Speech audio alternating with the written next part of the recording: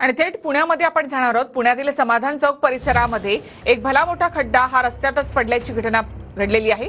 City post इमारतीच्या आवारामध्ये रस्त्यालाच भगदाड पडले आणि या भगदाडामध्ये ट्रक यामध्ये फसलेला आहे। पुणे अग्निशमन दलाचे जवान या ठिकाणी दाखल झालेत। ट्रकसह 2 दुचाकी सुद्धा या खड्ड्यामध्ये पडलेले आहेत। थेट आपण जाऊयात पुण्यामध्ये आमचे प्रतिनिधी योगेश बोरसे यांच्याकडे। योगेश, आपण या ठिकाणी पाहू शकतो पुण्यातलं हे सिटी पोस्ट परिसर आहे आणि या सिटी पोस्टच्या आवारामध्ये हा ट्रक आपण पाहू शकतो भला मोठ्या खड्ड्यामध्ये कोसळलेला आहे आणि अचानकपणे हा खड्डा पडल्याचं इथल्या स्थानिकांकडून सांगितलं जातंय। कारण हा पुणे महानगरपालिकेचा ट्रक आहे आणि साधारणतः 4 वाजताच्या सुमारास हा ट्रक आतमध्ये आला होता आणि याच परिसरातली ड्रेनेज लाईन साफ करण्यासाठी या ट्रकला बोलवण्यात आलं होतं। मात्र ज्यावेळी हा ट्रक मागे रिव्हर्स घेत असताना अचानकपणे खड्डा पडला आणि त्यामध्ये हळूहळू हा ट्रक आता खाली खड्ड्यात पूर्णपणे गेलेला आहे।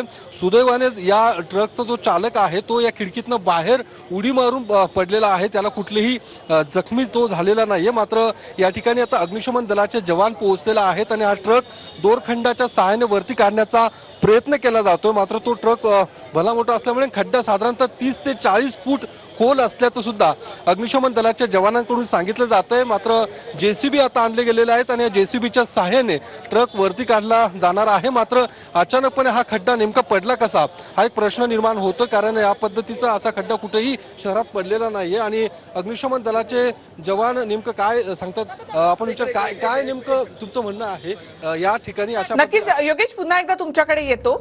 वेळापूर्वी थांबावं लागेल आपल्याला। मात्र 30 ते 40 फुटांचा हा खोल खड्डा यामध्ये पडलेला आहे।